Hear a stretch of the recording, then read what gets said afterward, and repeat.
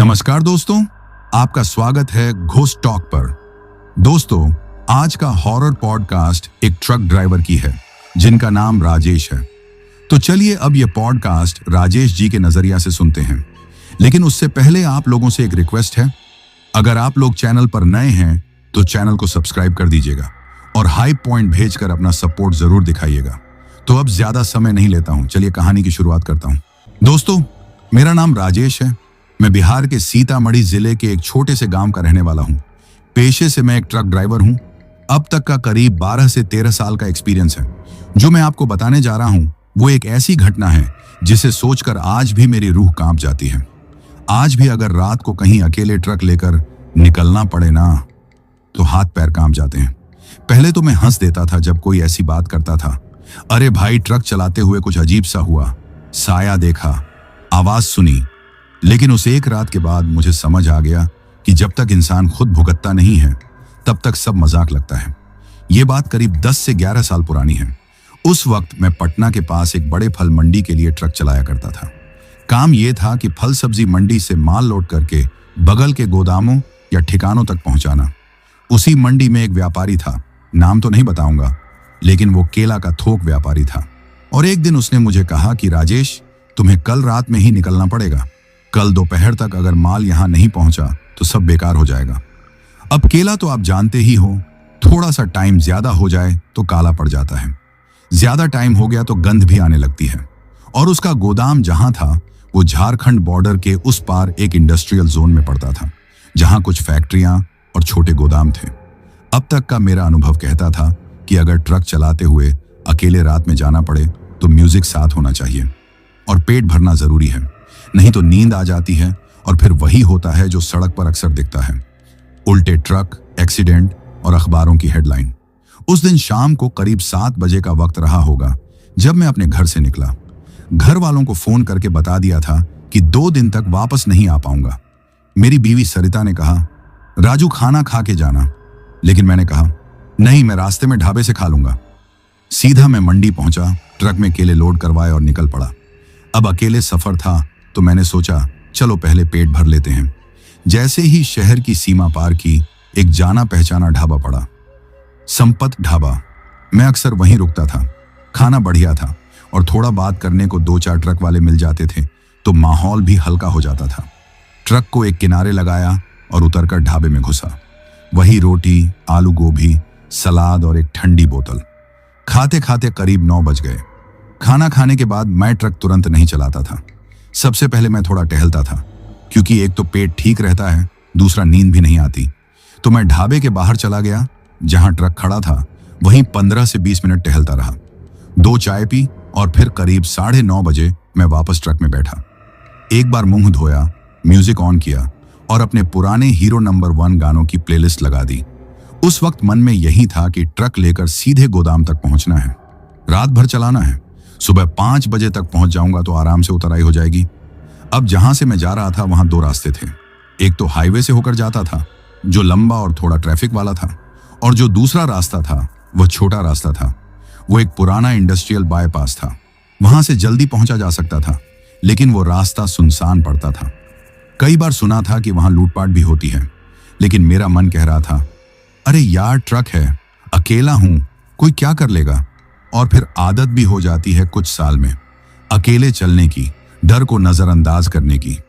मैंने स्टीयरिंग पकड़ा, ट्रक को बाईपास की तरफ मोड़ा और निकल पड़ा उस सुनसान रास्ते की ओर। अब जैसे जैसे शहर पीछे छूटता गया, रोड बदलती गई। दोनों तरफ बड़े बड़े पेड़, बीच में एक सीमेंट वाली सड़क और दूर दूर तक कोई आदमी नजर नहीं आ रहा था। ये वही रास्ता था जहां दिन में कभी हलचल रहती थी, लेकिन रात के वक्त ऐसा लगता था जैसे सड़क भी सो गई हो। ट्रक की हेडलाइट्स सीधी सड़क पर पड़ रही थीं। म्यूजिक धीमे बज रहा था। ट्रक की हल्की हल्की घरघराहट उस शांत रात को और गूंजदार बना रही थी। तकरीबन 10 किलोमीटर चलने के बाद एक अजीब सा घुमाव आया। हल्का सा मोड़ था, कुछ खास नहीं, लेकिन जैसे ही ट्रक ने मोड़ काटा, मेरी नजर सामने पड़ी एक अजीब सी चीज पर गई। सड़क के किनारे एक सफेद रंग की एम्बुलेंस पलटी हुई थी। मैंने एक पल के लिए ब्रेक दबाया, ट्रक की स्पीड कम की। एकदम से दिल की धड़कन थोड़ी तेज हो गई। मन में पहला ख्याल आया, हादसा हुआ होगा, किसी की जान तो नहीं गई। लेकिन जैसे ही हेडलाइट्स की रोशनी उस एम्बुलेंस के ऊपर पड़ी, कुछ और ही दिखा। अब जैसे ही मेरी नजर उस एम्बुलेंस पर पड़ी ना, तो एक अजीब सी बेचैनी सी होने लगी। वो कोई मामूली गाड़ी नहीं थी, बिल्कुल सफेद रंग की पुराने जमाने की सरकारी एम्बुलेंस लग रही थी। और सबसे अजीब बात यह कि वो सड़क के किनारे नहीं, बिल्कुल बीचों बीच पलटी हुई थी। ट्रक की हेडलाइट्स उसकी खिड़कियों से आर पार जा रही थी। उसके टायर अभी भी घूम रहे थे, जैसे वो बस 2 मिनट पहले ही पलटी हो। अब मैं 12 साल से ट्रक चला रहा हूं, इतने एक्सीडेंट देख चुका हूं कि अब ज्यादा फर्क नहीं पड़ता। लेकिन उस एम्बुलेंस को देखकर दिमाग अपने आप ही सवाल करने लगा। अगर ये एक्सीडेंट हुआ था तो मुझे पीछे से कोई आवाज क्यों नहीं सुनाई दी? इतनी रात में एम्बुलेंस इस तरफ आई ही क्यों? और अगर कोई मरीज था तो कहां गया? पलटी तो अभी अभी है, फिर कोई आदमी आसपास क्यों नहीं है? मैंने ट्रक धीरे किया, स्पीड 10 से 15 पे ला दी। मन कर रहा था सीधा निकल जाऊं, लेकिन फिर दिल में कुछ चुभ गया। सोचा, राजेश, अगर तेरे भाई का एक्सीडेंट होता और कोई उसे ऐसे छोड़कर निकल जाता तो?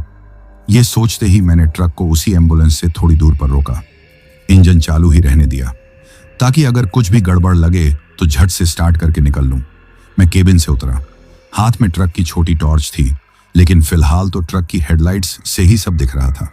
रात ठंडी थी, लेकिन मेरी पीठ पे पसीना आने लगा था। मैं धीरे धीरे एम्बुलेंस की ओर बढ़ने लगा। सड़क सुनसान थी, चारों तरफ पेड़ और बीच में मैं अकेला था। जब एम्बुलेंस के पास पहुंचा तो सबसे पहली चीज जो दिखी वो थी नंबर प्लेट। वह पुराने फॉर्मेट की नंबर प्लेट थी, जैसे कई साल पहले हुआ करती थी।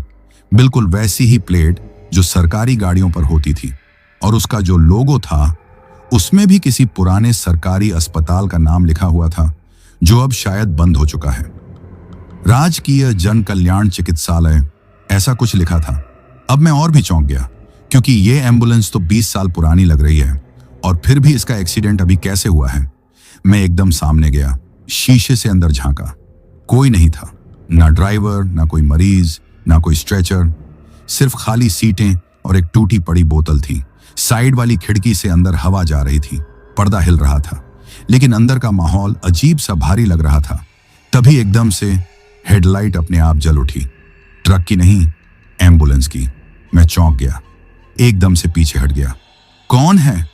मैंने ऊंची आवाज में पूछा, लेकिन कोई जवाब नहीं आया। हेडलाइट जलती रही, फिर झपकती रही, जैसे बल्ब कमजोर हो और बार बार ऑन ऑफ हो रहा हो। मैं सोच ही रहा था कि अंदर कोई है शायद। तभी एक हल्की सी आवाज आई, जैसे कोई बहुत धीरे से कराह रहा हो। वो आवाज एम्बुलेंस के अंदर से नहीं, सड़क के किनारे घास की तरफ से आ रही थी। अब यहां दिल सच में धड़कने लगा था। मन में आया, राजेश, निकल यहां से, तेरे बस की बात नहीं है। लेकिन फिर वो आवाज और साफ होने लगी, जैसे कोई दर्द में पड़ा हुआ आदमी सांसों से लड़ रहा हो। अब इतनी देर तक इंसानियत रोक के रखी थी, और वही इंसानियत मुझे खींच ले गई उस आवाज की ओर। मैं धीरे धीरे एम्बुलेंस से हटकर घास की ओर बढ़ा। ट्रक की हेडलाइट्स की रोशनी थोड़ी पड़ रही थी वहां, लेकिन ज्यादा नहीं। मैंने टॉर्च जलाई, और जैसे ही मैंने उस घास की झाड़ियों में झांका, एक आदमी पड़ा हुआ था। लेकिन उसका हाल देखकर मेरी सांस अटक गई। वो आदमी शायद 40 से 45 साल का रहा होगा, लेकिन उसका चेहरा, उसका पेट, उसका शरीर जैसे किसी जानवर ने नोच डाला हो।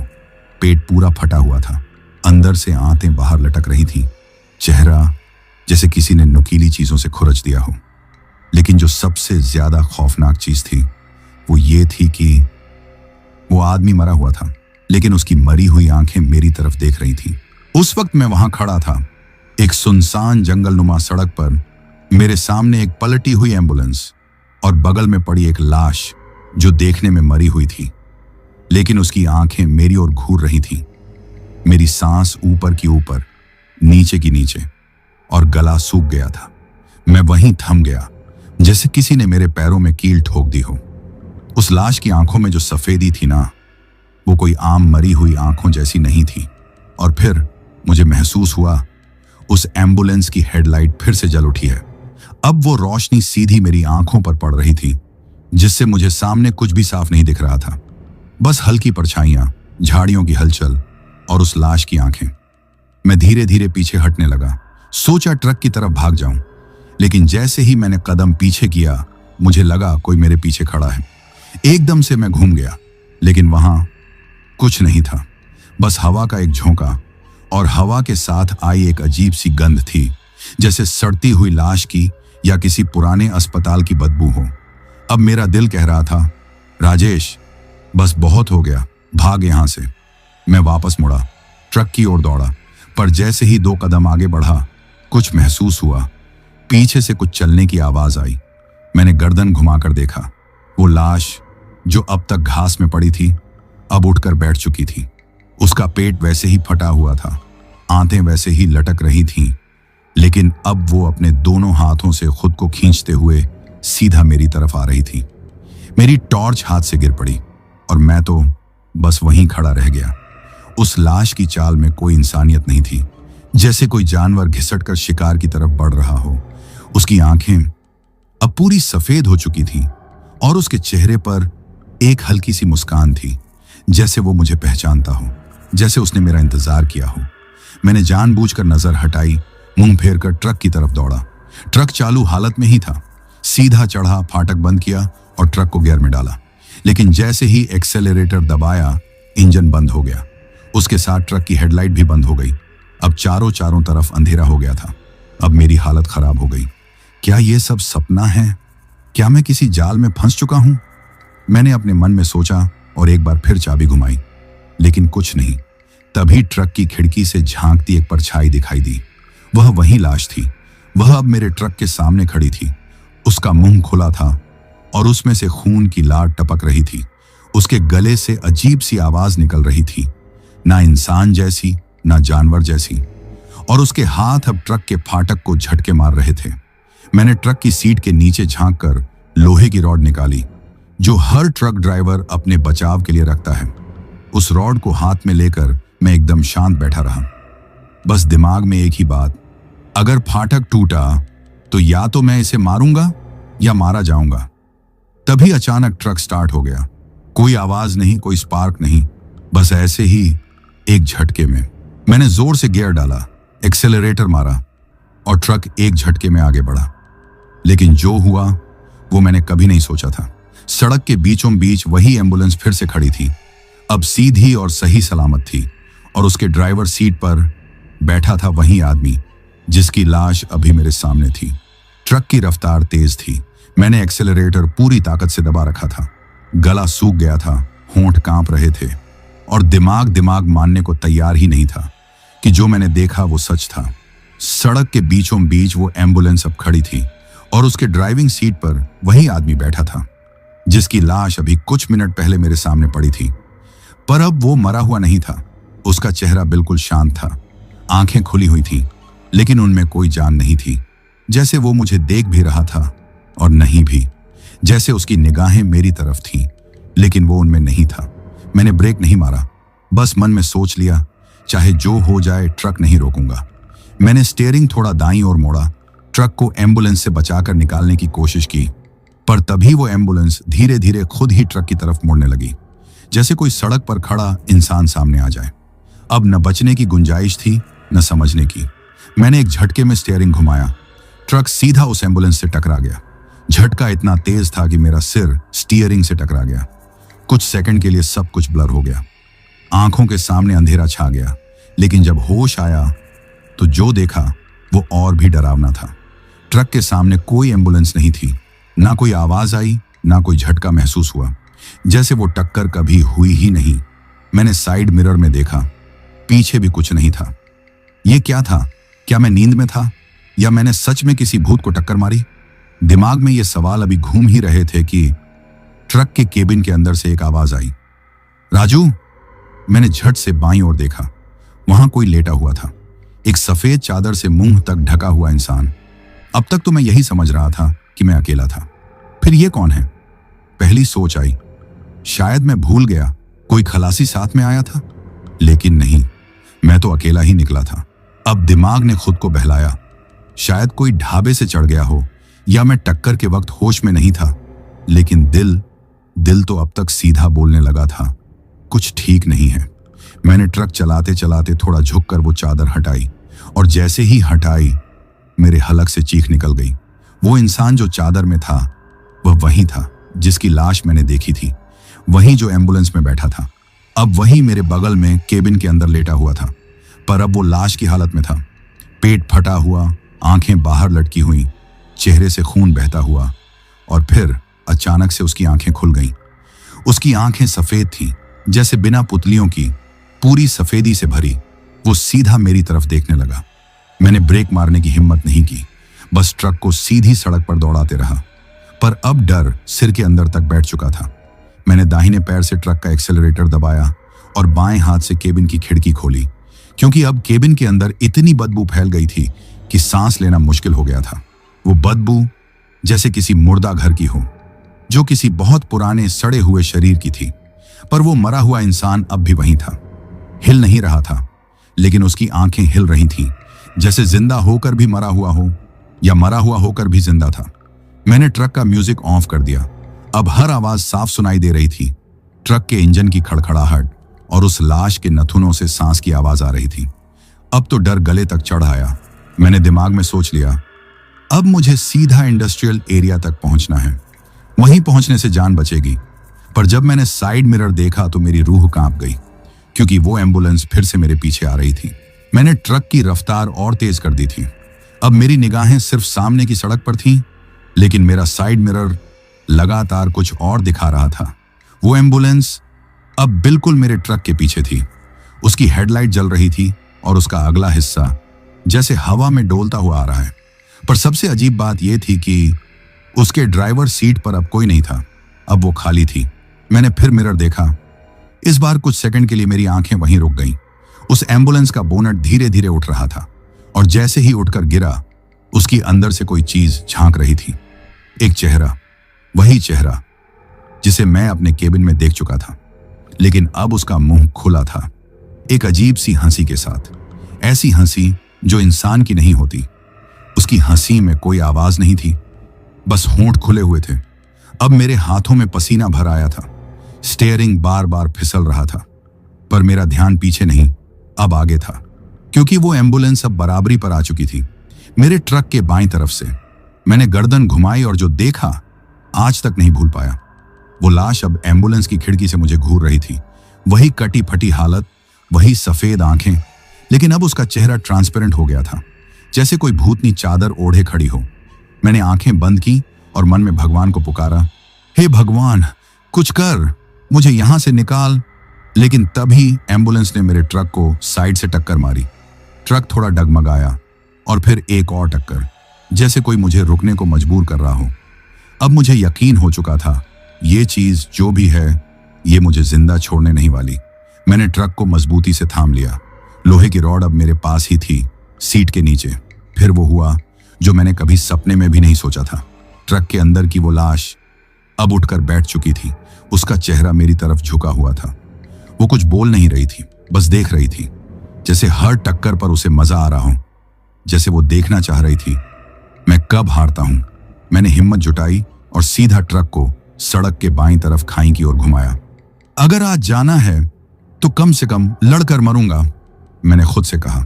पर तभी वो लाश फट से मेरी ओर झपटी, मेरे गले को दोनों हाथों से पकड़ लिया और दबाने लगी। अब सांसें रुकने लगी थीं। मैंने दाईं ओर हाथ बढ़ाया, लोहे की रॉड निकाली और जोर से उसके पेट में घुसेड़ दी, और वो लाश वहीं सीट पर गिर पड़ी। लेकिन अब उसका शरीर लाश का नहीं था, बल्कि धुएं में बदल रहा था। काला बदबूदार धुआं जिसने पूरी केबिन को भर दिया। मेरे नथुनों में गंध भर गई, सड़ी मांस की, पुराने अस्पताल की और जैसे किसी मुर्दा घर की। मैंने तुरंत खिड़की खोल दी और बाहर सिर निकाल लिया। पर उस धुएं में एक चीज और थी, एक आवाज, राजेश, तू बच नहीं पाएगा। मैंने चौंक कर देखा। अब ना ट्रक में लाश थी, ना एम्बुलेंस साथ चल रही थी, लेकिन मेरे पीछे साइड मिरर में फिर वही चेहरा दिखाई दिया। अब मेरी आंखें मिरर से हट नहीं रही थीं। फिर वही चेहरा साइड मिरर में दिख रहा था, लेकिन ट्रक के अंदर नहीं था। जैसे कोई अदृश्य चीज ट्रक के ऊपर बैठी हो और अपना चेहरा मिरर में दिखा रही हो। मैंने हल्के से गर्दन घुमाई, पीछे कुछ नहीं था, लेकिन जैसे ही मैंने मिरर फिर देखा, वो चेहरा पहले से और पास आ गया था। अब डर सिर के अंदर नहीं था, अब वो शरीर में उतरने लगा था। मैंने एक्सेलरेटर और दबा दिया। सड़क के दोनों तरफ सिर्फ अंधेरा था, कहीं कोई रोशनी नहीं, कोई दुकान नहीं, बस मैं और मेरी सांसों की आवाज। लेकिन जितना मैं ट्रक दौड़ा रहा था, उतनी ही तेज वो चीज मेरे आसपास घूम रही थी। कभी मिरर में, कभी कांच पर झलक, कभी हवा में कान के पास कोई हल्की सी फुसफुसाहट। राजेश। कानों के पास बिल्कुल नजदीक से किसी के कहने की आवाज आई। मैंने तुरंत ब्रेक मारा। ट्रक झटका खाकर रुक गया। मैंने गियर से हाथ हटाया, सीट पर सीधा बैठा और दोनों हाथों से चेहरा ढक लिया।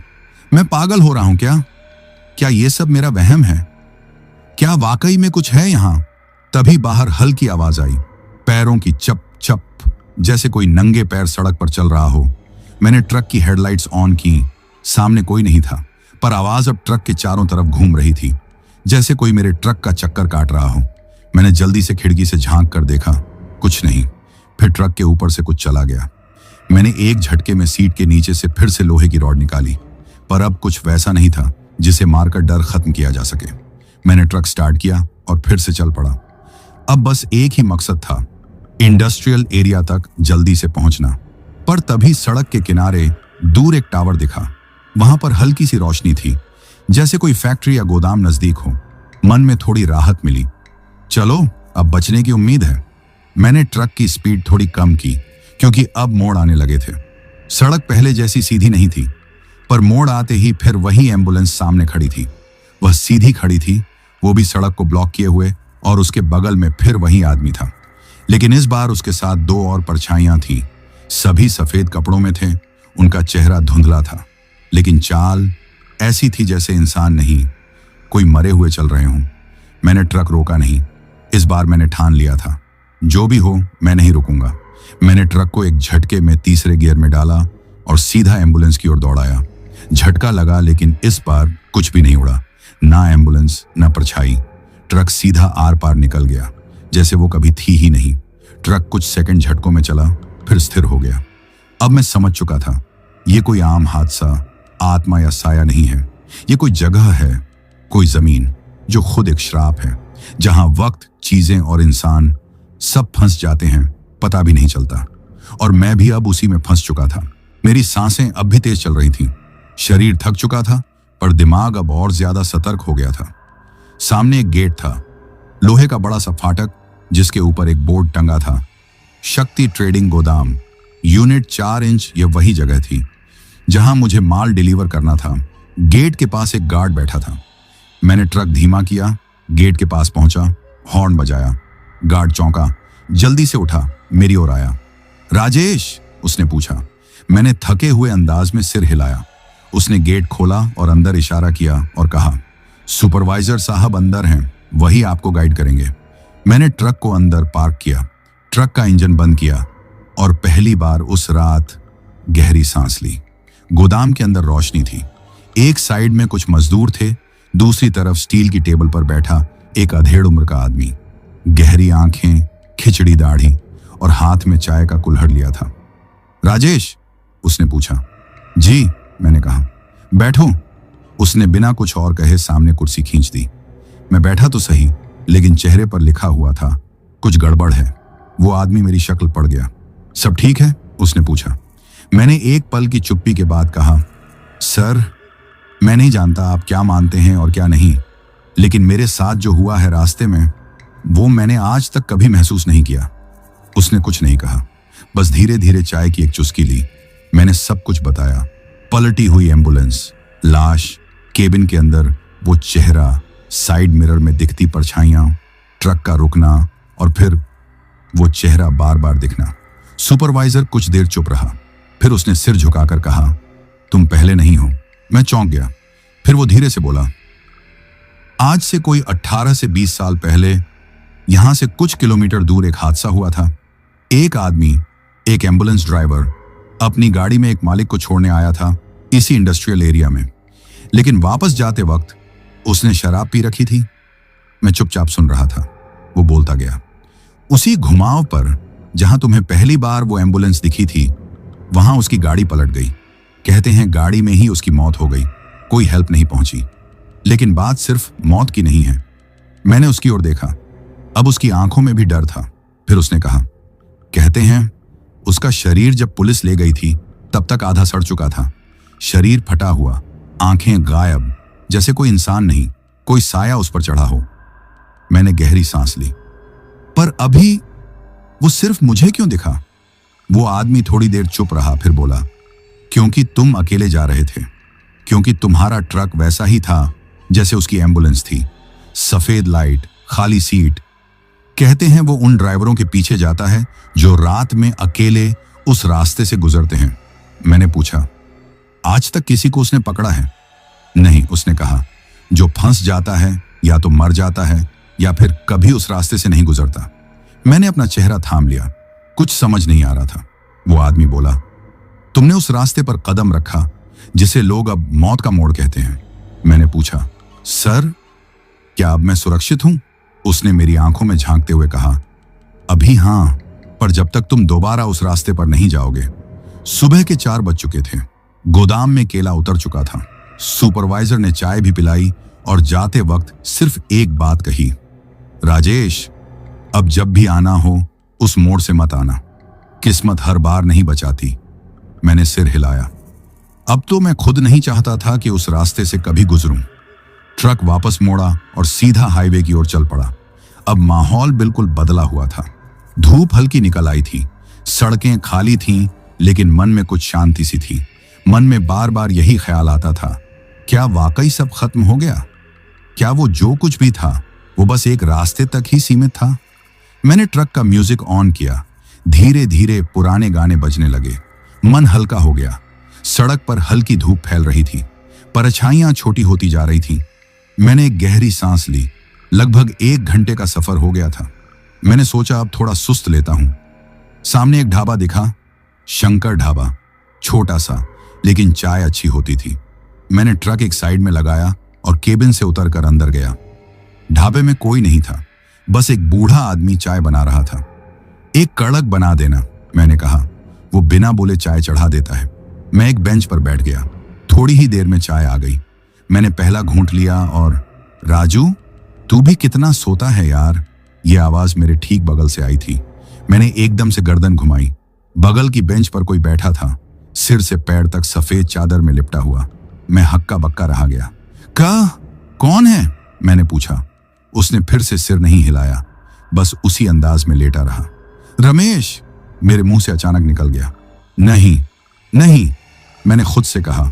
मैं तो अकेला निकला था, आज कोई रमेश नहीं। अब मेरी सांस फिर से तेज होने लगी। मैंने आवाज ऊंची की, अबे बोल, कौन है बे? ढाबे वाला एकदम से चौंका। क्या हुआ साहब? उसने पूछा। मैंने उसकी ओर देखा और बेंच की ओर इशारा किया। ये जो आदमी बैठा है, कौन है ये?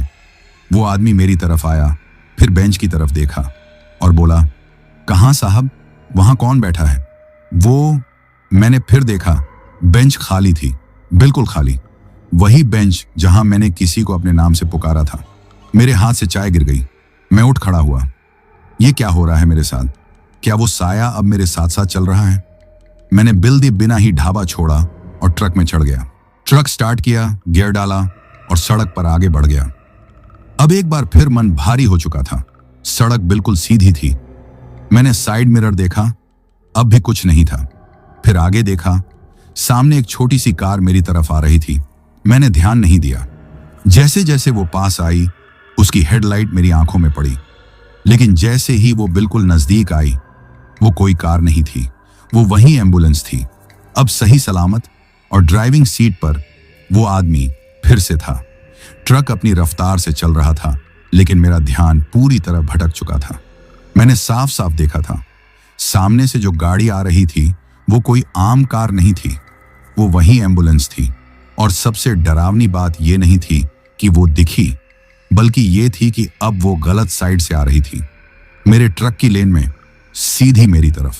मैंने झटके से स्टीयरिंग घुमाया, ट्रक को सड़क के कच्चे हिस्से पर डाल दिया। ट्रक हल्का सा झटका खाकर रुका, इंजन बंद हो गया। मैंने गहरी सांस ली, लेकिन जब दोबारा ऊपर देखा तो सामने कोई एम्बुलेंस नहीं थी, कुछ नहीं था। सड़क खाली थी, जैसे कुछ हुआ ही ना हो। अब ये सब झेलते झेलते मेरे दिमाग ने जवाब देना शुरू कर दिया था। मैंने सीट से सिर टिकाया, गला सूख गया था। केबिन के अंदर गर्मी और बदबू भर चुकी थी, वैसी ही बदबू जो पहले उस लाश के पास महसूस हुई थी। मैंने खिड़की खोली, थोड़ी हवा अंदर आई, पर बदबू कम नहीं हुई। अब तक का सबसे बुरा एहसास तब हुआ जब मैंने मिरर देखा। साइड मिरर में ट्रक के पिछले हिस्से पर कुछ चढ़ा हुआ दिख रहा था, मानव जैसी शक्ल वाला, लेकिन पूरा काला, बिना चेहरा के। मैंने जल्दी से मिरर की ओर देखा, कुछ नहीं था। फिर सीट से थोड़ा उठकर पीछे देखा। ट्रक का पिछला हिस्सा खाली था, लेकिन तभी केबिन के अंदर किसी के चलने की आवाज आई। ट्रक के अंदर ही, मेरी सीट के पीछे से। मैंने झटके से गर्दन घुमाई और वो वहीं था, वहीं चेहरा, वहीं आंखें, वही कटा पिटा शरीर। इस बार वो खड़ा था, सीधे मुझे घूरता हुआ। मेरे मुंह से कोई आवाज नहीं निकली। उसके होंठ हिल रहे थे, लेकिन कोई आवाज नहीं। मैंने सीट के नीचे से रॉड उठाई, लेकिन हाथ कांप रहा था। मैंने जैसे ही मारने के लिए हाथ उठाया, वो गायब हो गया एक पल में। पर उसकी जगह बची सिर्फ बदबू और एक आवाज, तू बच नहीं पाएगा राजेश। अब मैंने तय किया, मैं इस ट्रक को अब अकेले नहीं चला सकता। मुझे कहीं रुकना होगा, किसी को फोन करना होगा। जेब से मोबाइल निकाला, लेकिन नेटवर्क नहीं था। मैंने सिर पीट लिया, हे भगवान, अब क्या करूं? तभी एक जोर की थपथपाहट ट्रक की छत से आई। मैंने डरते डरते ऊपर देखा। छत पर कुछ नहीं दिखा, लेकिन आवाज अब और तेज हो गई थी। फिर ट्रक के दरवाजे खुद से लॉक हो गए, जैसे किसी ने बाहर से नहीं, अंदर से बंद किया हो। अब मैं फंस चुका था। अब मुझे समझ आ गया, ये कभी गया ही नहीं था। जो दिखता था रास्ते में, अब वो मेरे साथ था, मेरे ट्रक के अंदर, मेरे आसपास, मेरे मन के भीतर। मैं अब पूरी तरह से थक चुका था, मानसिक रूप से, शारीरिक रूप से, हर तरह से। ट्रक के अंदर अब भी अजीब सी ठंडक थी, जैसे ऐसी चल रहा हो, जबकि वो बंद था। मैंने दरवाजा खोला और बाहर छलांग लगाई। ट्रक साइड में था, सड़क पर दूर तक कोई नहीं था। मैंने जमीन पर घुटनों के बल बैठकर खुद को संभाला। मैंने आंखें बंद की और मन में ठाना, किसी से मदद लूंगा। कोई तो होगा जो समझेगा कि मैं क्या झेल रहा हूं। थोड़ी दूर एक चाय की दुकान दिखी। जगह सुनसान थी, पर एक आदमी बैठा था, बिल्कुल चुप, खाली आंखों से सड़क की तरफ देखता हुआ। मैं उसके पास गया। भाई, 1 मिनट बात करूं? उसने धीरे से गर्दन घुमाई, चेहरा झुर्रीदार, आंखें लाल, जैसे कई रातों से सोया ना हो। क्या चाहिए? उसने पूछा। मैंने कहा, आप यहां कब से बैठे हैं? काफी देर हो गई। तू ही बता, वक्त का पता किसे होता है? उसकी आवाज में कुछ अलग था, जैसे वो कुछ छुपा रहा हो। मैंने सीधा सवाल किया, आपको कभी एक पलटी हुई एम्बुलेंस दिखी है इस रास्ते पर? वो चुप हो गया। मैंने फिर पूछा, कभी कोई आदमी दिखा है जो जिंदा होके भी मरा हो? अब उसकी आंखें मेरी आंखों में जड़ गईं। तूने देख लिया? उसने कहा। मैं चौंक गया। क्या मतलब? मैंने कहा। वो धीरे से बोला, तेरे जैसा था मैं भी 5 साल पहले। यही ट्रक चलाता था, रात को अकेले उस मोड़ से निकला था। अब मेरी सांसें रुकने लगी। तब क्या हुआ? मैंने पूछा। उसने लंबी सांस ली। एक पलटी एम्बुलेंस, एक अजीब सा आदमी, और फिर वही दिन रात पीछा करने वाली परछाई, हर शीशे में दिखने वाला चेहरा, हर सांस में घुली बदबू और हर खामोशी में गूंजती हंसी। वो गया नहीं? मैंने कांपती आवाज में पूछा। वो धीरे से हंसा। वो कभी नहीं जाता। जिसे देख ले उसे अपने साथ लेकर चलता है, जैसे साया, जैसे बदनसीबी।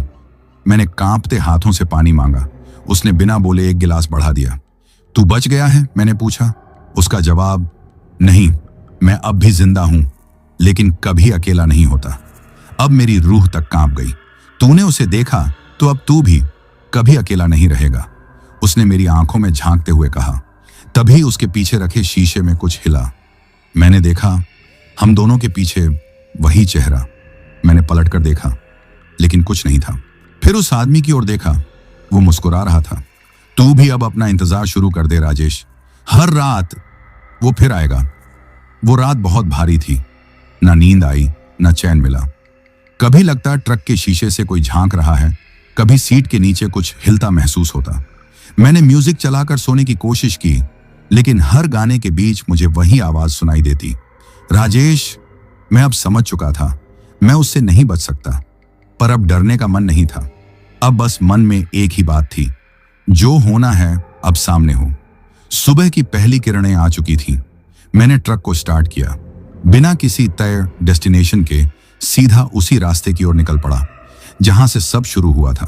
करीब 2 घंटे बाद मैं उसी बाईपास के मोड़ पर पहुंच गया। वही रास्ता, वही पेड़, वही हवा, पर आज सब और भी भारी लग रहा था, जैसे पूरी जगह मुझे पहचानती हो। मैंने ट्रक एक किनारे रोका, इंजन बंद किया और ट्रक से उतरा। हाथ में वही पुरानी लोहे की रॉड ले लिया। अब की बार डर नहीं था, बस इंतजार था कि अब सामने आओ। मैं सड़क के बीचों बीच खड़ा हो गया। आजा, मैंने कहा। आज या तो तू रहेगा या मैं। कुछ देर तक कुछ नहीं हुआ, पर फिर हवा बदलने लगी। हल्की सी बदबू जो धीरे धीरे तेज होती गई। फिर सामने धुंध सी बनने लगी और उसी धुंध के बीच से वो एम्बुलेंस उभरने लगी, धीरे धीरे, बिल्कुल चुपचाप। ना कोई इंजन की आवाज, ना हॉर्न की, बस वो सरकती हुई चली आ रही थी, सीधे मेरी ओर। मैं वहीं खड़ा रहा, अब हिलने की हिम्मत नहीं थी। एम्बुलेंस मेरे ठीक सामने आकर रुक गई, सिर्फ 2 फीट की दूरी। मैंने उसकी खिड़की की ओर देखा, वो बैठा था। अब की बार पूरा चेहरा साफ, फटा पड़ा, आंखें लटकती हुई लेकिन साफ, और उसकी आंखें सीधी मेरी आंखों में। हम दोनों एक दूसरे को देख रहे थे। फिर उसने दरवाजा खोला। आ जा, उसके होंठों ने बिना आवाज के कहा। मेरे हाथ की रॉड अब कांप रही थी। क्या करूं? जाऊं या नहीं? अगर मैं गया तो कभी लौट नहीं पाऊंगा। तभी उसने ट्रक के पीछे की सीट पर इशारा किया। वहां एक फोटो पड़ी थी मेरी। मैंने देखा, फोटो मेरी थी, ट्रक में बैठा हुआ, मुस्कुराते हुए। अब मेरी सांस थम गई। ये कब खींची गई? किसने ली? तभी उसके मुंह से एक आवाज निकली, अब तू भी वैसा ही बन जा जैसा मैं हूं। अब मैं नहीं झुकूंगा। मैंने पूरी ताकत से लोहे की रॉड उठाई और सीधे उसकी तरफ फेंकी। रॉड सीधी खिड़की पर जा लगी और वो एम्बुलेंस धुएं में बदल गई, धीरे धीरे हवा में घुल गई, जैसे कभी थी ही नहीं। मैं वहीं सड़क पर घुटनों के बल गिर पड़ा। रो नहीं रहा था, बस चुप था। सारा शरीर सुन्न हो चुका था। लेकिन जब मैंने सिर उठाया, सामने सड़क अब वैसी नहीं दिख रही थी। वो एम्बुलेंस फिर खड़ी थी, अब एकदम पीछे। इस बार डर नहीं था, अब सिर्फ एक एहसास था कि ये मेरी आखिरी रात हो सकती है, या फिर इस डर की आखिरी रात। मैंने ट्रक का दरवाजा खोला। अब मेरी चाल धीमी नहीं थी, मेरे हाथ कांप नहीं रहे थे। मैं सीधा बढ़ा उस एम्बुलेंस की ओर। जैसे ही मैं पास पहुंचा, उसका दरवाजा अपने आप खुल गया। अंदर अंधेरा था, लेकिन वो वहीं था, बैठा हुआ, सिर झुकाए। मैंने आवाज दी, अब बस, जो लेना है ले ले, लेकिन ये पीछा खत्म कर। वो धीरे धीरे सिर उठाने लगा और पहली बार उसके चेहरे पर दर्द था। अब मुझे एहसास हुआ, ये आत्मा, ये साया बस डराने नहीं आया था, ये कुछ कहना चाहता था, कुछ अधूरा छोड़ गया था। क्या चाहिए तुझे? मैंने पूछा। वो बोला नहीं, बस हाथ बढ़ाया और मेरी ओर इशारा किया। उसकी उंगली मेरी जेब की ओर थी। मैंने जेब टटोली, अंदर एक पुराना कागज सा निकला जो मैंने कभी देखा ही नहीं था। खोला तो देखा, एक मरीज का नाम, एक अस्पताल की मोहर और नीचे लिखा था, रेफर टू पटना, इमरजेंसी। अब मेरी आंखें चौड़ी हो गईं। ये उसकी रेफर स्लिप थी, जो शायद उस रात जब उसकी एम्बुलेंस पलटी तो किसी ने उसे न बचाया, न आगे भेजा। मैंने कांपते हाथों से पूछा, तू अस्पताल नहीं पहुंच पाया था? उसने सिर्फ सिर हिलाया। नहीं। अब समझ आया, यह बदला नहीं था, यह एक अधूरी कोशिश थी, एक अधूरी यात्रा जिसे कोई पूरा नहीं कर पाया। मैंने वो कागज सीने से लगाया और कहा, चल आज तेरी मंजिल तक पहुंचाता हूं। मैं ट्रक के पास गया, इंजन स्टार्ट किया। एम्बुलेंस अब मेरे ट्रक के पीछे चल रही थी, बिल्कुल शांत, कोई झटका, कोई धुंध नहीं। करीब 2 घंटे का सफर तय करने के बाद मैं पटना के उसी पुराने सरकारी अस्पताल पहुंचा जहां उस पर्ची का नाम लिखा था। सड़क सुनसान थी, सुबह की रोशनी हल्की हल्की फैल रही थी। मैंने हॉस्पिटल के गेट के पास ट्रक रोका। जैसे ही नीचे उतरा, पीछे देखा, एम्बुलेंस गायब। न इंजन की आवाज, न टायरों की चिड़क, बस एक हल्का सा धुआं जो हवा में उड़ते हुए सूरज की किरणों में घुल गया। मैं वहीं खड़ा रहा, आंखों में आंसू, सीने में सुकून। अब सब खत्म हो गया था। अब डर नहीं था, अब वो आत्मा मुक्त हो चुकी थी। उस दिन के बाद मैंने कई बार वो रास्ता पार किया। न कभी वो एम्बुलेंस दिखी, न वो चेहरा, लेकिन हर बार जब मैं उस मोड़ से गुजरता हूं तो ट्रक की खिड़की पर हल्की सी नमी जम जाती है, जिस पर उभरते हैं 2 शब्द दिखते, थैंक यू। तो दोस्तों, ये कहानी यही खत्म हुई और अगर आप लोग भी चाहते हैं कि आपका नाम वीडियो में लिया जाए तो अपना नाम और अपने शहर का नाम वीडियो में कमेंट करें। अगर आपको यह कहानी पसंद आई हो तो वीडियो को लाइक और चैनल को सब्सक्राइब करें ताकि और भी डरावनी कहानियां आप तक पहुंच सकें। कहानी को अंत तक सुनने के लिए दिल से धन्यवाद दोस्तों। आज के लिए बस इतना ही, मिलते हैं जल्द ही कुछ नई कहानियों के साथ। तब तक के लिए अपना ध्यान रखिए। अब वो आत्मा मुक्त हो चुकी थी। उस दिन के बाद मैंने कई बार वो रास्ता पार किया। न कभी वो एम्बुलेंस दिखी, न वो चेहरा, लेकिन हर बार जब मैं उस मोड़ से गुजरता हूं तो ट्रक की खिड़की पर हल्की सी नमी जम जाती है, जिस पर उभरते हैं 2 शब्द दिखते, थैंक यू। तो मेरे प्यारे भाइयों, ये कहानी यही खत्म होती है। अगर आपको यह कहानी पसंद आई हो तो वीडियो को लाइक और चैनल को सब्सक्राइब करें ताकि और भी डरावनी कहानियां आप तक पहुंच सकें। कहानी को अंत तक सुनने के लिए दिल से धन्यवाद दोस्तों। आज के लिए बस इतना ही, मिलते हैं जल्द ही कुछ नई कहानियों के साथ। तब तक के लिए अपना ध्यान रखिए।